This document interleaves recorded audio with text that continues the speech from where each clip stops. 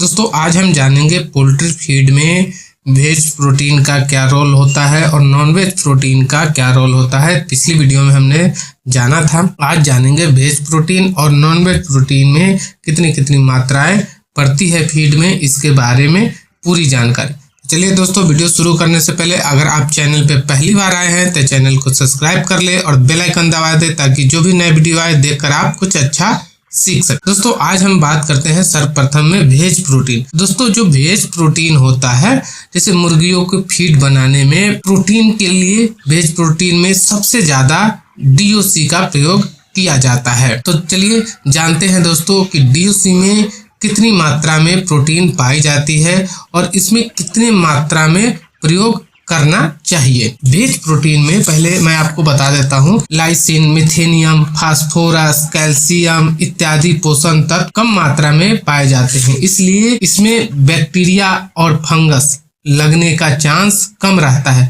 परंतु पानी पड़ने पर या नमी में आप जगह रख रहे हैं, लगने पर फंगस लग सकता। केवल वेज प्रोटीन से मुर्गियों के फीड तैयार किया जा सकता है। दोस्तों अब हम जान लेते हैं कि वेज प्रोटीन में कौन कौन सी कितने प्रोटीन लगते हैं और हम 100 kg पर दोस्तों जानेंगे। तो पहला सोया DOC, जो सोयाबीन का खल जिसको हम लोग बोलते हैं उसको सोया DOC बोलते हैं। दोस्तों इसमें प्रोटीन की मात्रा होती है 40 से लेकर 50% तक आप प्रोटीन की मात्रा इसमें पाई जाती है। वहीं पर प्रयोग दोस्तों होता है 25 से लेकर 30%। आप इसको 100 kg में यूज कर सकते हैं, यानी 20 से लेकर 30 kg आप 100 किलो में सोया DOC डाल सकते हैं। दूसरे नंबर पर दोस्तों बात करते हैं सरसों DOC, यानी सरसों का खल।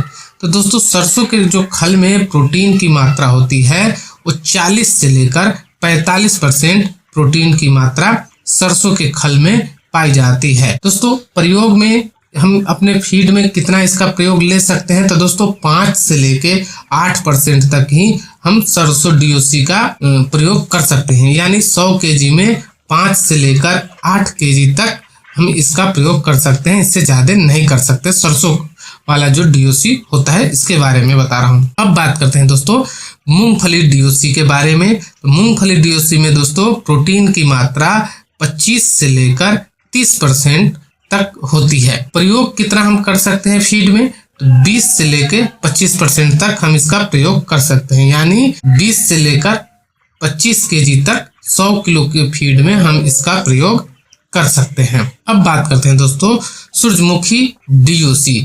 इसमें जो प्रोटीन की मात्रा होती है 30% से लेकर 35% तक प्रोटीन की मात्रा होती है। प्रयोग कितना करना होता है दोस्तों, तो 15 से लेकर 20% हम इसमें प्रयोग करेंगे, यानी 100 kg है, 100 kg में 15 से लेकर 20 kg हम इसका यूज करेंगे। तिल DOC, तिल का दोस्तों जो DOC होता है यानी खल, DOC का मतलब दोस्तों खल उसका, तो 18 से लेके 22% तक इसमें प्रोटीन की मात्रा होती है तिल में। प्रयोग कितना कर सकते हैं दोस्तों, तब 15 से लेकर 20% हम इसका प्रयोग करेंगे, यानी 100 किलो फीड में 10 से लेकर 20 kg तक हम इसका प्रयोग करेंगे। दोस्तों आप जान गए होंगे कि वेज प्रोटीन में कितनी कितनी प्रोटीन की मात्रा होती है, कितना प्रयोग करते हैं और कितने फीड में प्रयोग करते हैं। अब जानते हैं दोस्तों नॉन वेज प्रोटीन के बारे में। तो दोस्तों नॉन वेज जो प्रोटीन होता है पशु पक्षी और कीड़े मकोड़े से भी हमें हाई मात्रा में प्रोटीन प्राप्त हो सकता है, लेकिन इसके प्रयोग बहुत कम मात्रा में किया जाता है। दोस्तों नॉनवेज प्रोटीन में लाइंस, मिथेनियम, फास्फोरस, कैल्शियम इत्यादि पोषण तत्व की मात्रा बहुत अधिक होती है और इसमें बैक्टीरिया और फंगस लगने के चांस ज्यादातर होते हैं। दोस्तों केवल नॉनवेज प्रोटीन से मुर्गियों का फीड तैयार नहीं किया जा सकता है। अंडे देने वाली मुर्गी हो के फीड में इसका प्रयोग बिल्कुल ना के बराबर दोस्तों होता है। तो चलिए हम इसकी भी जान लेते हैं कि इसमें कितनी कितनी प्रोटीन होती है, नॉनवेज में कितनी कितनी प्रोटीन। तो चलिए दोस्तों जानते हैं नॉनवेज प्रोटीन में। 1 नंबर में दोस्तों छोटी सूखी मछली, प्रोटीन की मात्रा इसमें दोस्तों 50% होती है छोटी सूखी मछली में। जो झींगा उंगा होते हैं उसमें, इसका प्रयोग हम 5% कर सकते हैं। फिश मील, इसमें दोस्तों प्रोटीन की मात्रा 35% होती है और इसका प्रयोग 5 से लेकर 8% तक हम कर सकते हैं। वहीं पे बात करते हैं दोस्तों मीट मील, इसका में प्रोटीन की जो मात्रा होती है 55% होती है और इसका प्रयोग हम सिर्फ 5% कर सकते हैं। मीट एंड बोन्ड मील, जिसको हम MBM के नाम से भी जानते हैं दोस्तों, इसमें प्रोटीन की मात्रा 45% से लेकर 55% तक होता है और इसका प्रयोग हम सिर्फ 5% कर सकते हैं। फेदर मील दोस्तों, इसका मतलब हुआ मुर्गी के जो पंख होते हैं उसको हम फेदर मील भी बोलते हैं। इसमें दोस्तों जो प्रोटीन की मात्रा होती है वो सबसे अधिक होती है और इसमें 85% आपको प्रोटीन की मात्रा पाई जाती है और इसका प्रयोग हम दोस्तों सिर्फ 5% करते हैं। उसके बाद दोस्तों हम यूज करते हैं BSF मील। आप लोगों ने बहुत देखा भी होगा, BSF की अब लोग पालन भी करते हैं।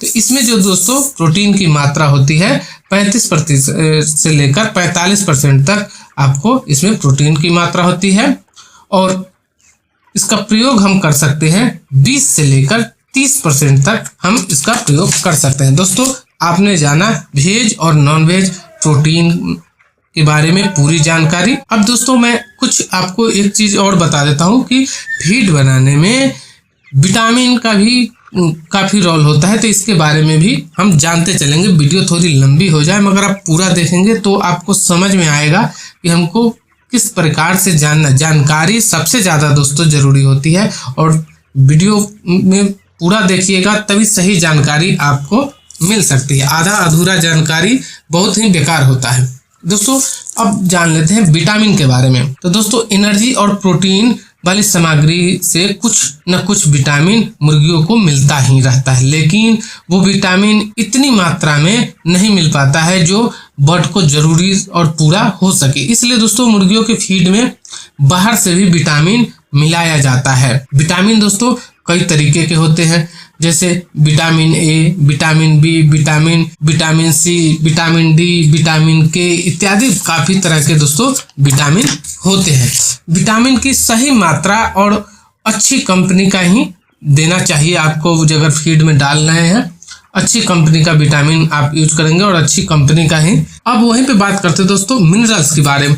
तो जिस तरह से एनर्जी और प्रोटीन वाली चीजों से कुछ न कुछ विटामिन मिलता है, उसी प्रकार दोस्तों एनर्जी और प्रोटीन वाले चीजों में कुछ न कुछ मिनरल्स भी मिलते हैं, लेकिन यह उतनी पर्याप्त मात्रा में नहीं मिल पाते हैं जितना एक बर्ड को जरूरत होता है। इसलिए दोस्तों मुर्गी के फीड में बाहर से मिनरल्स मिक्सचर, नमक, सोडा, कैल्शियम, फास्फोरस इत्यादि को भी मिलाया जाता है। तो हम इस सब के बारे में बेसिक जानते चल रहे हैं, आपको पूरी शुरुआत बता रहे हैं ताकि आपको आगे जब फीड पर हम फार्मूलेशन आपको बताएंगे दोस्तों तो आपको समझ में आए कि हमने क्या आपको फार्मूलेशन बताया और क्या आप समझे या नहीं समझे। तो इसके लिए मैं पूरी ये चीज़ आपको जान गए मिनरल्स के बारे में। और मिनरल मिक्सचर के बारे में जानते हैं दोस्तों। मिनरल मिक्सचर में sodium, potassium, calcium, phosphorus, chloride, magnesium, zinc, copper, iron और अन्य पोषण तत्व मिले होते हैं जो कि पोल्ट्री फीड में प्रयोग होता है। ठीक है दोस्तों, आपको तो ऐसे मैं समझा रहा हूँ जैसे एक ट्यूशन का क्लास होता है, उससे सब दोस्तों ट्रेनिंग बैच में पढ़ाया जाता है और ट्रेनिंग में सिखाया जाता है, वो मैं आपको निःशुल्क बता रहा हूँ। ठीक है दोस्तों, तो चलिए आगे बढ़ते हैं। मिनरल मिक्सचर कई कंपनी के दोस्तों आते हैं और कई तरह के भी आते हैं जिनमें मिनरल्स की अलग अलग मात्रा में मिलावट होती है। अलग अलग मुर्गियों का अलग अलग फीड बनाने के लिए अलग अलग प्रतिशत में पोषण तत्व मिलाकर मिनरल मिक्सचर तैयार किया भी जाता है दोस्तों। फीड फार्मूलेशन के हिसाब से हर फीड में अलग अलग मिनरल मिक्सचर पड़ता है। ठीक है, अब यहाँ तक आपने मिनरल मिक्सचर समझ गए। अब जानते हैं दोस्तों नमक यानी सॉल्ट का प्रयोग दोस्तों फीड में। तो नमक में सोडियम और क्लोराइड होता है, इसलिए नमक को सोडियम क्लोराइड भी कहा जाता है दोस्तों, जो कि मुर्गियों के लिए बहुत आवश्यक होता है। साथ ही यह फीड में स्वाद को भी बढ़ाता है और नमक देने से मुर्गियों में कैनाबिलिज्म चोंच मारने की समस्या भी नहीं होती है। साथ ही यह बर्ड ग्रोथ पर भी असर करता है दोस्तों। मुर्गियों में फीड फॉर्मुलेशन के हिसाब से आप अलग अलग मात्रा में नमक का प्रयोग कर सकते हैं। अब बात करते हैं दोस्तों फीड में मीठा सोडा का प्रयोग यानी बेकिंग सोडा का प्रयोग क्यों किया जाता है। और दोस्तों सोडा को सोडियम वाइट कार्बोनेट भी कहते हैं। इसमें प्रचुर मात्रा में सोडियम होता है। यह बर्ड की पाचन क्षमता को बढ़ाता है, सोडियम की कमी को दूर करता है और कैनाबिलिज्म की समस्या को भी दूर रखता है। अब बात करते हैं दोस्तों फीड में पत्थर का भी प्रयोग किया जाता है। तो पत्थर का जो पाउडर होता है उसको LSP बोलते हैं, स्टोन पाउडर। यह एक प्रकार के चूने का पत्थर का पाउडर होता है दोस्तों। इसमें बहुत अधिक मात्रा में कैल्शियम पाया जाता है, जो कि मुर्गियों में कैल्शियम की कमी को पूरा करता है और अंडे देने वाली मुर्गियों में अंडे देने की क्षमता को बढ़ाता है। इसलिए अंडे देने वाली मुर्गी को यह जरूर देना चाहिए जो आप पत्थर देते हैं, बहुत सारे लोग देते हैं। अब बात करते हैं दोस्तों टॉक्सीविंडर पाउडर के बारे में। यहाँ फीड में लगने वाले हर तरह से फंगस को बच जाता है। फीड में नमी की मात्रा 10% से कम रहती है तो फीड में फंगस की दिक्कत ना के बराबर होता है। फीड में फंगस ना लगे इसके लिए हम लोग टॉक्सीविंडर पाउडर का प्रयोग करते हैं।